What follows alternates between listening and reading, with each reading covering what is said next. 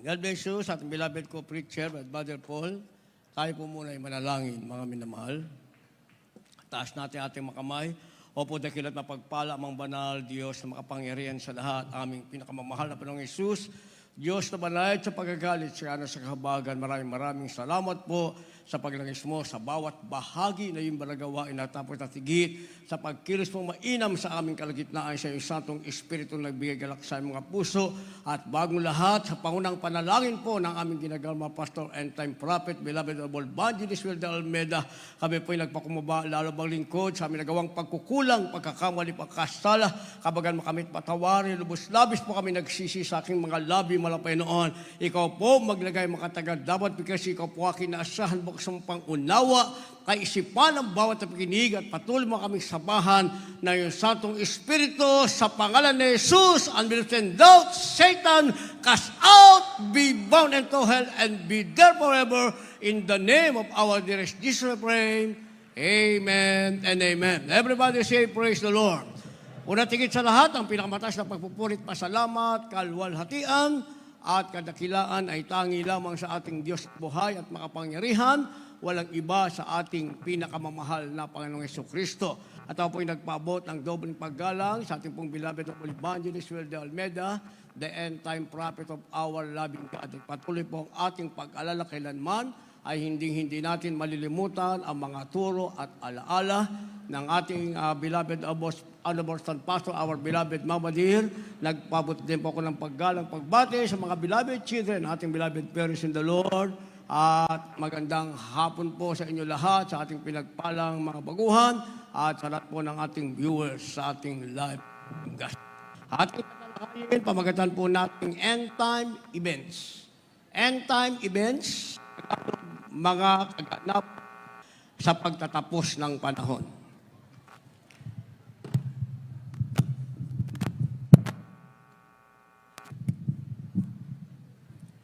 End time events, mga kaganapan sa pagtatapos ng panahon. Basahin po natin ang ating teksto, kindly po sa ating mga beloved Bible readers. The Gospel according to Matthew chapter 24, verse 22. And except those days should be shortened, there should no flesh be saved. But for the elect's sake, those days shall be shortened. Verse 36. But of that day and hour knoweth no man, no, not the angels of heaven, but my Father only. Verse 29. Immediately after the tribulation of those days shall the sun be darkened, and the moon shall not give her light, and the stars shall fall from heaven, and the powers of the heavens shall be shaken.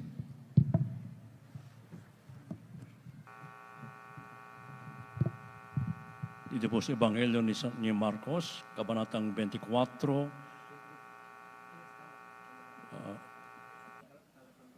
talatang 22 at 36 at 39. Beloved Brother Hill, verse 42, Matthew chapter 24, verse 42, 42, 36 and 29. Mangagpuyat nga kayo sapagkat hindi ninyo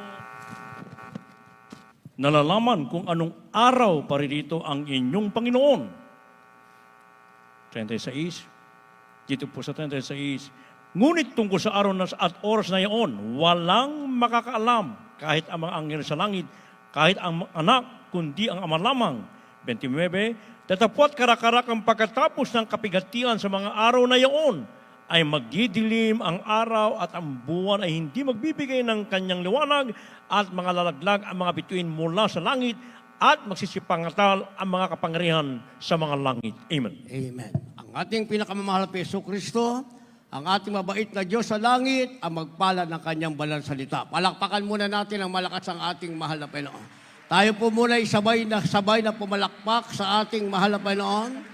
At ang lahat magsabi na malakas na praise the Lord. Purihin ang ating pinakamalapit sa Kristo. End time events o mga kaganapan sa pagtatapos ng panahon. Kamakailan lamang mga minamahal, nangyari ang lindol sa dako ng Taiwan at maraming napahamak. At nung isang araw lamang sa dako ng New York, mga minamahal, New Jersey, hindi po ako magkamali. At ngayon, ang PBOX, mga minamahal, ay may nagsasabing may darating na 8.2. At ang kaganapang ito, ang mga lindol, mga kalamidad na darating, mga minamahal, ay dati na nakasulat sa banal na kasulatan. At ito ay ating napakinggan, napangaral na ng ating mahal na magulang sa Panginoon. At sinasabi, mga minamahal, sa ating nabasa, ito'y sinasabing mga ganapan sa pagtatapos ng panahon. Ayot sa gusto natin, mga minamahal, ay mayroong kaganapan. Sa ating sarili, ang kaganapan ay tayo'y mangarap. Hindi yan masama, mga minamahal. Hindi ibig sabihin, mga minamahal, na nagaganap ang mga bagay na ito, huminto tayo sa ating paghinga, o huminto sa paggawa, o huminto sa pagsusumika. Hindi yun ang ibig sabihin, mga minamahal. Ang ibig sabihin sa sinasabing end-time events ay update natin ang ating sarili, ano ang magaganap. Para kung ano man ang ating gagawin, mga minamahal, gagawin natin ito ayon lamang sa ating pangailangan at mananatili pa rin tayo sa kamay at presensya ng ating pinakamamahal na Panginoong Jesucristo. Sa mga patuto ating napapakinggan, kagaya kanina, mga minamahal, nakabless yung patuto ng ating beloved sister from Samar, mga minamahal, pero meron siyang nasasabi na siya ay tumalikod, yung kanyang beloved papa ay tumalikod at nakabalik sa mahal na Panginoon. Yung side na yon, mga minamahal, ang nakukuha, mga minamahal, ng mga nakikinig ay yung pagtalikod, mga minamahal. Hindi nila nakukuha yung risk kapag ikaw ay tumalikod. Naintindihan yung ibig ko sabihin? Yung pagtalikod na nakabalik, yung side na yun ang kanilang nakukuha, yung kanilang nauunawaan. Kaya ngayon, mga minamahal, ang mangyayari, tatalikod muna ako. Yun nga, halos isang pamilya ang tumalikod, nakakabalik sa mahal na Panginoon. Yun ang sinasabi ng banal na kasulatan, mga minamahal. Dapat, kung ikaw ay magtatrabaho ng iyong kaligtasan, ipagtrabaho mo lang ang sarili mong kaligtasan. At kung titingin ka sa puwing, mga minamahal, huwag mong titignan ang puwing ng iyong kapwa, tignan mo ang sariling puwing ng iyong mga mata. Na ang ibig sabihin, huwag mong tignan ang kaganapan nangyayari sa kapwa mo, baka gayahin mo at sa paggaya mo, yung naganap na panunumbalik nila at natanggap na pagpapala ay hindi mo matanggap. Bakit? Dahil nga may sinasabing end-time events o mga kaganapan sa pagtatapos ng panahon. Sabi ng ating nabasa sa 42, magpuyat nga kayo sapagkat hindi nyo nalalaman kung anong araw paparito ang Panginoon. Ang sabi ng verse 36, ngunit tungkol sa araw at oras na yon ay walang makakaalam kahit ang mga anghel sa langit, kahit ang anak, kundi ang ama lamang. Sa madaling salita, mga minamahal, yung second coming ng mahal na Panginoong Hesus, ng ating pinakamamahal na Jesucristo, walang nakakaalam nito. Hindi mo masasabi, mga minamahal, na ikaw ay maglelo muna, kagaya ng iyong napakinggan, at sakaling dumating ang pagkakataon, and that is another chance for you, na ikaw ay makabalik at mabigyan ng another chance. Hindi natin pwedeng sabihin. Dahil ang sabi, walang nakakaalam. Ang ibig sabihin niyan, anytime now, ngayon pa lamang, maging sa oras na ito, ay maaaring bumalik na ang ating pinakamamahal na Panginoon. Ang tanong, ano ang katuparan ng iyong pangarap, mga minamahal? Ano ang katuparan ng iyong pangarap kung ngayon na dumating ang ating mahal na Panginoon? Kaya ang sabi ng verse 29, datapwat karakadakang pagkatapos ng kapighatian sa mga araw na yaon, ay magdidilim ang araw at ang buwan. Sa madaling salita, mayroong kapighatian. Ayaw mo sa gusto, ay mayroong kapighatian. Ang tanong, mga minamahal, nandiyan ka ba? Kabilang ka ba sa kapighatian yan? Paano kung inabutan ka sa kalagayang ikaw ay naglaylo at umaasa lamang sa another chance, mga minamahal, na tatanggapin mo mula sa mahal na Panginoon? Gayong sinasabi, karakadaka, mga minamahal, pagkatapos ng kapighatian, ang araw, ang buwan ay nagdilim. Next day. Bukas, mga minamahal, total eclipse. Paano kung yung sinasabing eclipse, ay ito na pala ang sinasabing karakadakang kapighatian na pagdilim ng buwan at ng araw. Sasabihin, sa Mexico lang naman yan. Tayo may sabi niyan. Hindi natin alam kung ano ang sinasabi ng mahal na Panginoon. Sabi ng banal na kasulatan, Diyos lamang ang nakakaalam ng dakilang araw na yan. Ituloy natin ang basa, ang sabi, karakadaka pagkatapos ng kapighatian sa mga araw na yaon, ay magdidilim ang araw at ang buwan, ay hindi magbibigay ng kanyang liwanag, at malalaglag ang mga bituin mula sa langit, at magsisipangatal ang mga kapangyarihan sa mga langit. Ang ibig sabihin, pag inunawa natin ito, ang isang pusikit na kadiliman, walang liwanag ang buwan, walang liwanag ang araw, maging ang bituin sa langit ay babagsak, maging ang makapangyarihan ay babagsak. Ang ibig sabihin, wala ng buhay pang maayos sa daigdig na ito.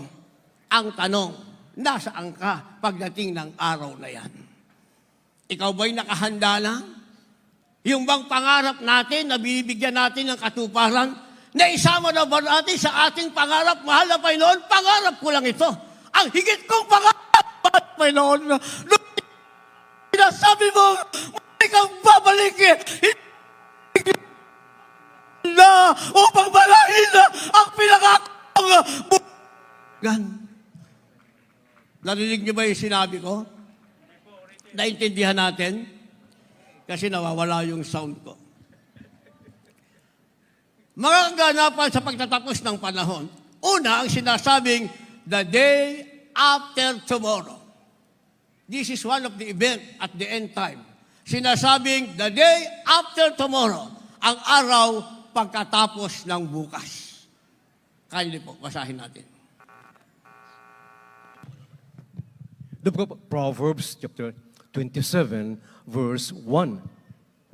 Boast not thyself of tomorrow, for thou knowest not what a day may bring forth. The book of the Gospel of St. Luke, chapter 21, verse 22. For these be the days of vengeance, that all things which are written may be fulfilled. 25. And there shall be signs in the sun, and in the moon, and in the stars, and upon the earth distress of nations with perplexity, the sea and the waves roaring. 26. Men's hearts failing them for fear, and for looking after those things which are coming on the earth. For the powers of heaven shall be shaken. Verse 28. And when these things begin to come to pass, then look up and lift up your heads, for your redemption draweth nigh. God bless you po. God bless you po. Kawikaan Kapitulo 27, versikulo 1. Huwag mong ipaghambog ang kinabukasan, sapagkat hindi mo nalalaman kung ano ang ilalabas ng ibang araw. Dito po maminamahal sa Lucas Kapitulo 21, ang tanatay 22. Sapagkat ito ang mga araw ng pagiganti upang maganap ang lahat ng mga bagay na nasusulat. Dito po sa 25. At magkakaroon ng mga tanda sa araw at buwan, at ang bituin at sa lupa'y magkakaroon ng kasalatan sa mga bansa at matitilihan dahil sa ugong ng dagat at mga daluyong. Magsisipaglupaypay ang mga tao dahil sa takot at hindi maghihintay dahil sa paghihintay ng mga bagay na darating sa ibabaw ng sanlibutan, sapagkat nangangatal ang mga kapangyarihan sa mga langit. Dito po sa 28. Darapat kung ang magpasimulang mangyari ang mga bagay nito, ay magsitingin kayo at itaas ninyo ang inyong mga ulo, sapagkat malapit na ang pagkatubos ninyo. Amen. Amen. Palakpakan po natin ang ating pinakamamahal na Panginoon. Sabay-sabay muna tayong pumalakpak para mag-cast out ang gawa ng kaaway. Lahat magsabi na malakas na praise the Lord. Purihin ang ating mahal na Panginoon. The day after tomorrow, ang ibig sabihin, ang araw pagkatapos ng bukas. Ano ang araw pagkatapos ng bukas, mga minamahal? Meron ba tayong aasahan sa araw pagkatapos ng bukas? Pagkatapos ng araw na ito, mga minamahal, darating ang susunod na araw, meron ba tayong aasahan sa susunod pang araw? Sabi ng ating nabasa, huwag mong ipaghambog ang kinabukasan sapagkat hindi mo nalalaman kung ano ang ilalabas ng ibang araw. Hindi pala natin alam kung ano ang ilalabas ng ibang araw. Ang sabi, huwag mo yang ipaghahambog. Ang ibig sabihin, huwag mong aasahan. Huwag mong ipagmamalaki. Huwag mong sasabihin sa araw ng bukas, may katuparan ng pangarap mo. Huwag mong sasabihin sa araw ng bukas, ito ang gagawin mo. Huwag mong sasabihin na sa araw ng bukas, ang pagtatagumpay ay para sa iyo. Dahil banal na kasulatan na nagsasabi, mga minamahal, ang araw pagkatapos ng bukas ay hindi natin alam kung ano ang mangyayari. Ano ang sinasabi ng banal na kasulatan? Sa Lucas na ating nabasa, 21 ang talata ay 22, ang sabi, sapagkat ito ang mga araw ng paghiganti upang maganap ang araw o ang lahat ng mga bagay na nasusulat. So ang araw, pagkatapos ng bukas, ang sinasabi, the day of vengeance, araw ng paghihiganti, ang sabi, upang magkaroon ng katuparan ang mga nasusulat. Kaya bago pa magkaroon ng katuparan ng pangarap mo, magkakaroon din ng katuparan ang nasusulat. Ang tanong, sino ang unang magaganap o ano ang unang magaganap? Ang pangarap mo ba o ang sinasabi ng banal na kasulatan? Kung ang pangarap mo ang nagkaroon ng kaganapan, and that is not a vengeance, that is not the day of vengeance, sabihin natin, nasa iyo ang pagkakataon.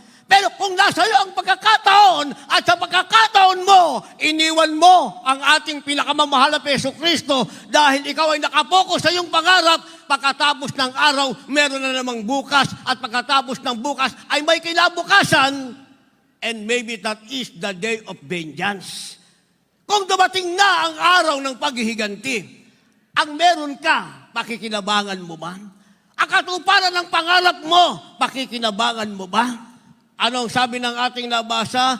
Verse 25, ang sabi, magkakaroon ng mga tanda sa araw at buwan at sa mga bituin. At sa lupa'y magkakaroon ng kasalatan sa mga bansa na matitilihan dahil sa ugong ng mga dagat at sa mga daluyong. Magkakaroon pala ng kasalatan, mga minamahal. Sa pandemic nga lang na ating naranasan, sa COVID pa lang, maraming pangarap na ang bumagsak, mga minamahal. Dito lang, yung iba, hindi na sila updated. Pero ang totoo niya, kahit ang mararangal na tao, nawala sa sarili nila sa panahon ng pandemic na yan. Na kung tutusin na sa kanila ang lahat ng bagay, bakit pagdating ng pandemic, nawala sila sa sarili? Isang kilalang taong mayaman sa Pilipinas na ito, dahil dyan, namatayan ng anak, mga minamahal. Sa ibang bansa, marami tayong kababayan, binawian ng buhay. Iba't ibang lahing, binawian ng buhay, mga minamahal. Ang tanong, bit-bit malila yung kanilang pangarap? Nakatulong ba sa kanila yung sinasabing pangarap pagdating ng tinatawag ng araw ng paghihiganti? Sabi ng ating nabasa, darating ang kasalatan at dadaluyong mga kapighatian. Sabi ng verse 26, magsisipang lupaypay ang mga tao dahil sa takot at dahil sa paghihintay ng mga bagay na darating sa ibabaw ng salibutan, sapagkat mangangatal ang mga kapangyarihan sa mga langit.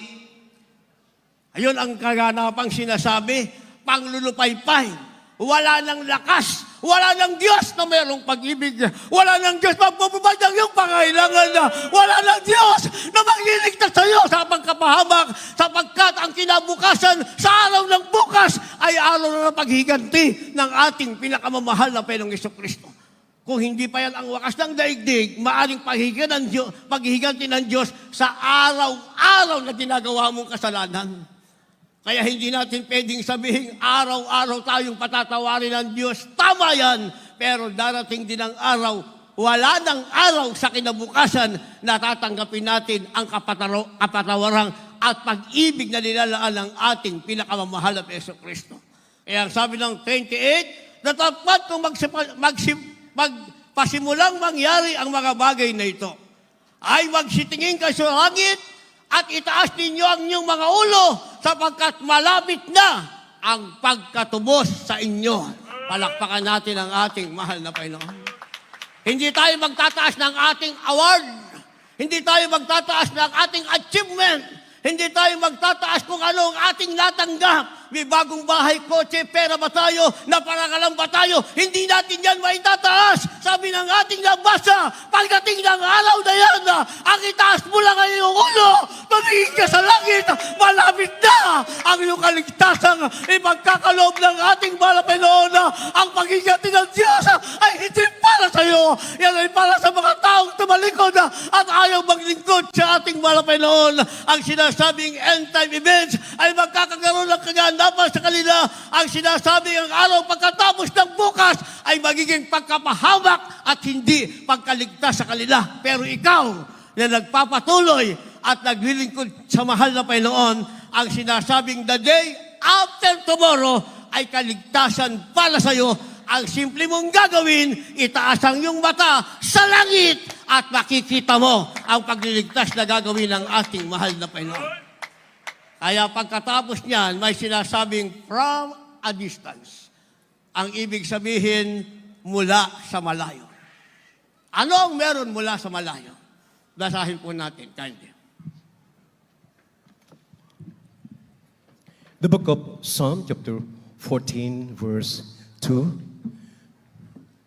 The Lord looked down from heaven upon the children of men to see if there were any that did understand and seek God. Verse 1. The fool hath said in his heart, there is no God. They are corrupt.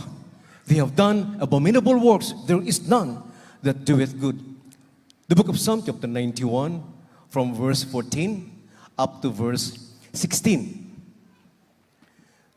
Because he hath set his love upon me, therefore will I deliver him. I will set him on high. Because he hath known my name, he shall call upon me, and I will answer him. I will be with him in trouble.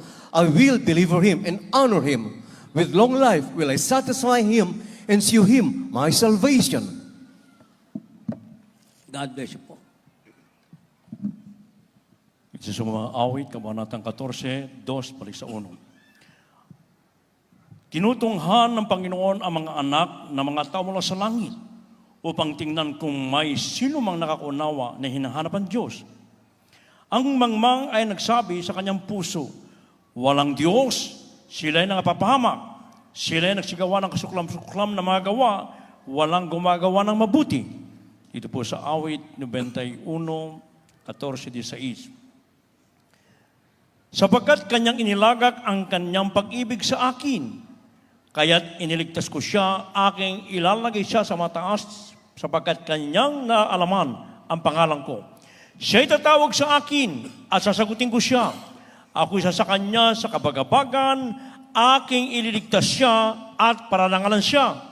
Aking bubusugin siya ng mahabang buhay at ipakikita ko sa kanya ang aking pagliligtas. Amen. Palakpakan po natin ang ating mahal na Panginoon, sabay-sabay na palakpak ng may pasasalaman. Lahat sumigaw ng malakas na praise the Lord ng may kagalakan. End time events, ang unay sinasabi the day after tomorrow and then after this ang sinasabing from a distance. Na ang ibig sabihin mula sa malayo. Ano ang meron mula sa malayo? Ang sabi ng verse 2 na ating nabasa sa Psalms chapter 14, tinutunghan ng Panginoon ang mga anak ng tao mula sa langit upang tignan kung may sino mang nakakaunawa na hinahanap ng Diyos. Ito pala yung sinasabing from a distance. Mula sa mga layo, tinutunghan o tinitignan ng Diyos, mga minamahal, ang mga tao upang tignan kung may sino mang nakakaunawa na humahanap sa Diyos. Pero ano ang nakita ng ating mahal na Panginoon? Ang sabi ng verse 14, ang mangmang ay nagsabi sa kanyang puso, walang Diyos. Sila'y nangapapahamak, sila'y nagsigawa ng kasuklam-suklam na magawa, walang gumawa ng mabuti. Yun ang nakita mula sa malayo ng ating mahal na Panginoon sa mga mangmang na hindi inunawa na mayroong Diyos, bagkos sila ay hindi gumawa ng mabuti at sila ay gumawa ng masama. At meron din naman nakita ang mahal na Panginoon mula sa malayo. Sabi ng ating nabasa sa Psalms 91, verse 14, ang sabi ng verse 15, sapagkat kanyang inilagak ang kanyang pag-ibig sa akin, kaya't iniligtas ko siya. Merong nakita mula sa malayo ang ating mahal na Panginoon, mga taong humanap sa Kanya at naglagak ng pag-ibig sa Kanya. Ang sabi ng first phrase na ating nabasa, ito ay nakita ng ating mahal na Panginoon. Kung paano nakita ang mangmang na sasabing walang Diyos at hindi gumawa ng mabuti, bagkus kasuklang-suklam, meron ding nakita ang ating pinakamamahal na Panginoon. Ang sabi, sila ay humanap sa Diyos, naglagak ng pag-ibig sa Diyos. Ang sabi, kaya't ililigtas ko siya, aking ilalagay siya sa mataas, sapagkat kanyang naalaman ang pangalan ko. Ang taong ito na nakita ng Diyos mula sa malayo ay may kaligtasan para sa mahal na Panginoon. Dahil nalaman niya kung ano ang pangalan ng ating pinakamamahal na Panginoong Jesucristo. Kaya makikita natin ng ating kalagayan, mga minamahal, kung mula sa malayo ay nakatingin ang ating mahal na Panginoon, kung merong mga taong ayaw humanap sa Diyos, pinagpala tayo. Bakit? Nahanap natin ang ating pinakamamahal na Panginoong Jesucristo. Napakinggan natin ang mga pangangaral ng ating mahal na magulang sa Panginoon na isang pangangaral puno ng kapangyarihan na ipinakilala sino ang tunay na Diyos na dapat nating paglingkuran at nakilala natin ang totoong Diyos, ang ating pinakamamahal na Panginoong Jesucristo. Kaya pinagpala tayo. Nandito tayo ngayon sa katotohanan ito. Nataglay natin ang 100% na tinatawag kasiguraduhan ng ating kaligtasan. Ang sabi ng verse 16, ano ang meron, mga minamahal, nakita ng Diyos na naglagak ng pag-ibig sa Kanya. Ang sabi, siya'y tatawag sa akin at sasagutin ko siya. Ako'y isa sa Kanya sa kabagabagan, aking ililigtas siya at paparangalan siya. Aking bubusugin siya ng mahabang buhay at ipakikita ko sa Kanya ang aking pagliligtas. Palakpakan muna natin ang ating mahal na Panginoon. Kaya kung kabilang tayo rito at maganap ang sinasabing end-time events, mga minamahan, wala kang pangamba. Natutulog ka man o gising ka man, naglalakad ka man, ano man ang ginagawa mo, kasama mo sa pangarap mo ang ating mahal na Panginoon. Naglaga ka ng pag-ibig sa Diyos. Yan ang nakita sa iyo ng ating mahal na Panginoon. Ano man ang mangyari, hindi ka kasama dyan. Sabi ng ating labasa, ang meron ka ay tumawag sa Panginoon. Ang Panginoon ay sasagot sa iyo. Ang meron ka ay kaligtasan. At ang sabi, bubusigin ka sa mahabang buhay at ipakikita sa iyo ng Diyos araw-araw ang kanyang pagliligtas. Itong sinasabing from a distance. Malayo man ang ating Diyos, maging masama ka o mabuti, hindi ka makatatago sa ating mahal na Panginoon. Nakikita ng ating pinakamahal na Jesucristo, ano ang ginagawa mo, maging ikaw ay masama o mabuti. Palakpakan natin ang ating mahal na Panginoon. Kaya pagkatapos nito, nakita na tayo ng ating mahal na Panginoon, another end-time event ang sinasabing the longest day. The longest day, ang ibig sabihin, ang pinakamahabang araw. Ano ang ibig sabihin nito? Kindly po.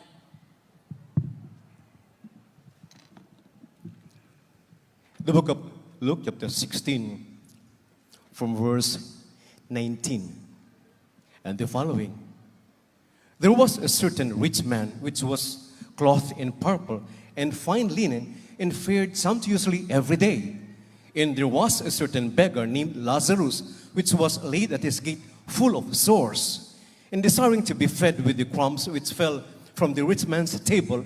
Moreover, the dogs came and licked his sores. And it came to pass that the beggar died and was carried by the angels into Abraham's bosom. The rich man also died and was buried. And in hell he lifted up his eyes, being in torments, and seeth Abraham afar off, and Lazarus in his bosom. And he cried and said, Father Abraham, have mercy on me, and send Lazarus that he may dip the tip of his finger in water, and cool my tongue, for I am tormented in this flame. But Abraham said, Son, remember that thou in thy lifetime receivest thy good things, and likewise Lazarus evil things. But now he is comforted, and thou art tormented. And beside all this, between us and you, there is a great gulf fixed, so that they which would pass from hence to you cannot, neither can they pass to us that would come from thence. God bless you po. Ako na po magbasa sa Tagalog. Palakpakan muna natin ang ating mahal na Panginoon. Isang malakas na palakpak. Lahat magsabi ng praise the Lord. Ako na po sa Tagalog para hindi masayang oras natin. Ito yung sinasabing the longest day. Bakit sinabing the longest day? One of the end time events. Isa ito sa sinasabing mga kaganapan sa pagtatapos ng panahon. Sabi ng verse 19 na ating nabasa, meron daw isang taong mayaman. Ang sabi, siya'y nagdadamit ng kulay ube, masailang lino, araw-araw ay kumakain ng sagana. Bakit? Ang sabi, dahil siya ay mayaman. Sabi ng verse 20, kalakip nito isang pulube, ang sabi, ang pangalay Lazaro, lipos ng sugat, inilalagay sa kanyang pintuan. So dalawang tao na magkaiba ang kanilang katayuan. Isang mayaman at isang pulube, mga minamahal. Ang sabi ng verse 22, mangyari namatay ang pulube at siya'y dinala sa anghel sa sinapupunan ni Abraham at namatay naman ang mayaman at inilibing. Sabi ng ating nabasa, ang dalawang taong magkaiba ang kalagayan, isang mayaman at isang mahirap, dumating ang panahon, sila'y parehong namatay. Ang sabi, ang si Lazarong mahirap na pulubing may karamdaman, matapos mamatay, karakadaka, sila'y inilibing pati ang mayaman. Subalit si Lazaro ay dumilat sa piling ng ating pinakamamahal na Peso Kristo. Saan naman dumilat ang mayaman, mga minamahal? Ang sabi rito sa verse 23, at sa Hades na sa mga pagdurusa ay itining niya ang kanyang mga mata at natanaw niya sa malayo. Si Abraham at si Lazaro ay nasa kanyang sinapumpunan. Si Lazaro ay namatay sa piling ni Abraham. Ibig sabihin sa piling ng Diyos, ang mayaman ay namatay. Nasaan siya? Nasa Hades ng pagdurusa. Ang sabi, mula roon sa kalayuan, ay nakita niya si Abraham at si Lazaro ay nasa shipping o sinapupunan ni Abraham. Ibig sabihin, katabi ng Panginoon. Ituloy natin ang basa. At sumigaw at sinabi, Amang Abraham, maawa ka sa akin, suguin mo si Lazaro upang itubog niya sa tubig ang dulo ng kanyang daliri at palamigin ang aking dila sapagkat naghihirap ako sa alab na ito. Ano kalagayan ngayon ng mayaman matapos magpakamayaman na walang Diyos na pinaglilingkuran? Ang pangarap niya yumaman, maging sagana ang buhay, kumain ng masarap na pagkain, nakamtan niya, mga minamahal. Pero pagkatapos ng buhay sa lupa, magkaiba naman ang kanyang kalagayan. Ang sabi mga minamahal, siya ay nasa lugar ng pagdurusa. At doon sa malayo, sa lugar ng pagdurusa, ay nakikipag-usap kay Amang Abraham na sinasabing, isugo si Lazaro at itubog lamang ang daliri sa tubig at ilagay sa kanyang labi, ang sabi ng mayaman, sapagkat siya ay naghihirap sa alab na yaon. Ibig sabihin, hindi maganda ang kanyang kalagayan, siya ay nasa paghihirap. Anong sagot ni Amang Abraham? Verse 25, datapwat sinabi ni Abraham, alalahanin mo na ikaw ay tumanggap ng iyong mabubuting bagay sa iyong pamumuhay at si Lazaro sa gayon ding paraan ay masasamang bagay. Datapwat ngayon, inaalo siya rin at ikaw ay nasa kahirapan. Ipinaliwanag ni Amang Abraham, mga minamahal, bakit siya nasa kahirapan at bakit si Lazaro ay nasa lugar ng tinatawag na kagalakan. Ang sabi, dahil dyan sa lupa, tumanggap ka ng mabubuting bagay. Ang ibig sabihin sa mabubuting bagay, mabuti sa kanya yon, hindi niya inisip na may mas mabuti ang Diyos na magbibigay sa kanya ng kaligtasan.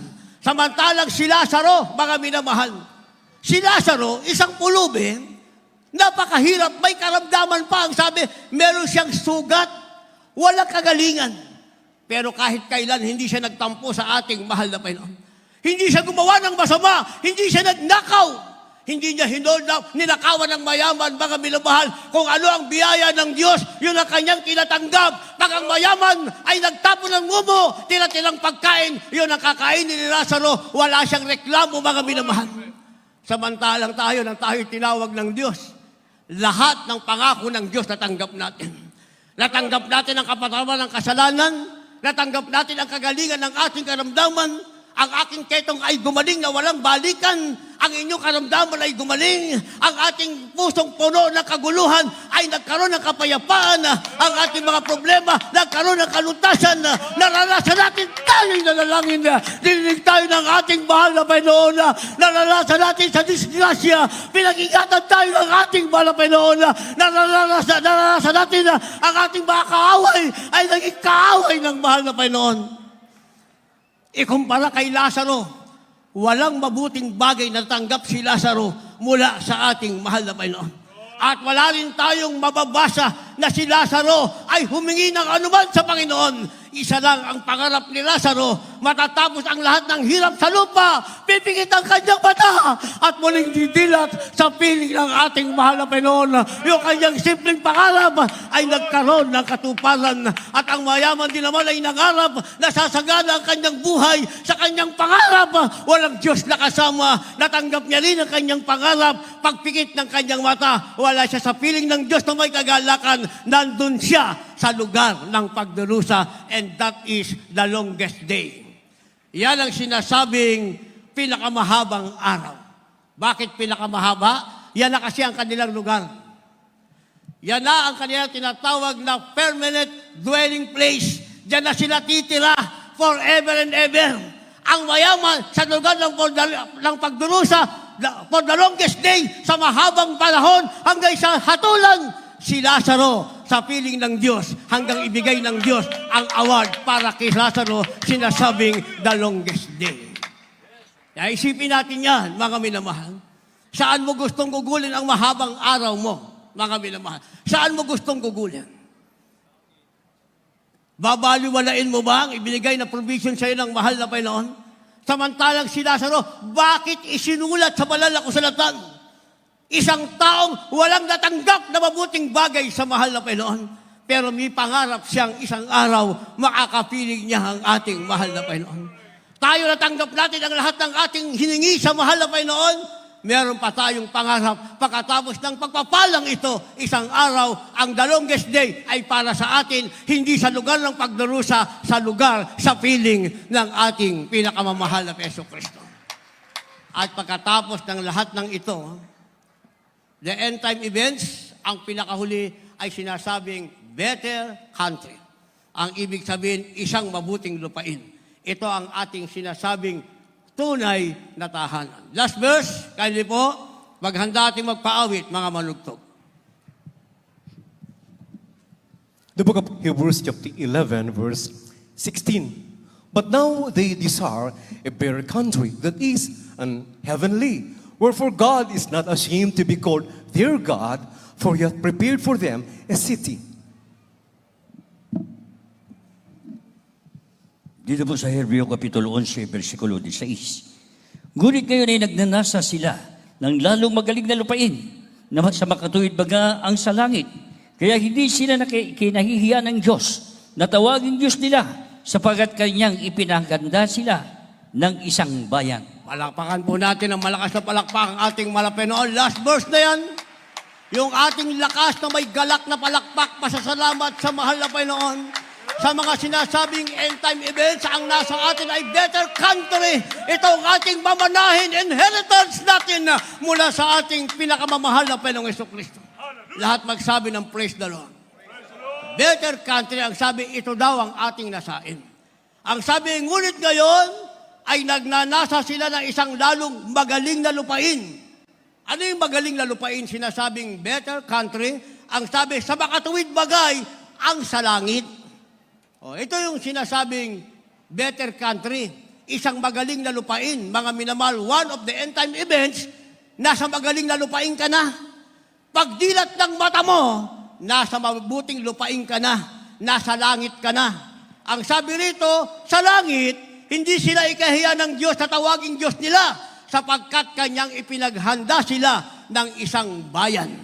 Yung palang langit, isang bayang inihanda sa tunay na anak ng ating mahal na Panginoon. Kaya sa sinasabing end time events, dalawang bagay lang ang patutunguhan ng tao. Saan ka tutungo? Ano yung tatanggapin?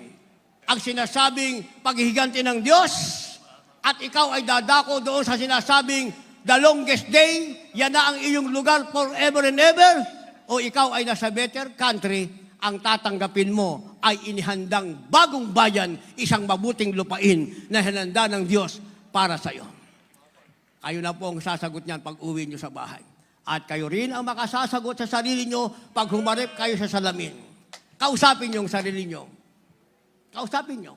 Sabihin niyo, kung kayo brother o sister, kausapin niyo, sabihin niyo, meron palang sinasabing end time events. The day after tomorrow. Ang sinasabing ang araw pagkatapos ng bukas. Yung kayang pangarap ko, sa araw pagkatapos ng bukas, kasama kaya ang mahal na Panginoon? At pagkatapos ito, may sinasabing from a distance. Mula sa malayo, ako ba'y natanaw ng Diyos na naglalagak ng pag-ibig sa Kanya? At sinasabing the longest day, saan ko gugulin ang pinakamahaba kong araw? Doon ba sa lugar ng pagdurusa? O sa langit, sa sinasabing better country na inihanda ng ating mahal na Panginoong Kristo. Kausapin niyo yung sarili niyo, kayo rin ang sasagot. Lahat tayo'y tumayo at umawit sa ating mahal na Panginoon. Lahat ng dala niyong baguhan, dali niyo sila sa harapan. Ayaw sa gusto natin, yung sinasabing end time events o mga kaganapan sa pagtatapos ng panahon ay magaganap. Ang sinabi ng PBOX na 8.2 intensity na earthquake na darating. Pag yan ay naganap, wala kang gagawin. Huwag kang magbitbit ng kahit ano, lumuhod ka lang, tumingin ka sa langit, ang sabi ng ating nabasa, malapit na ang iyong kaligtasan. Kaya sa lahat ng baguhang dala nyo, hihintayin natin sila habang tayo umaawin, mula sa left and right wings, nasa ilalim, nasa mga garahe, nasa labas ng benyong ito. Dalhin nyo sila sa harapan. Nasa kanila ang pagkakataon sa araw na ito. Sabi ng awiting ito, kapatid, halika na at magsisi. Tayo po yung mawin. Hanggang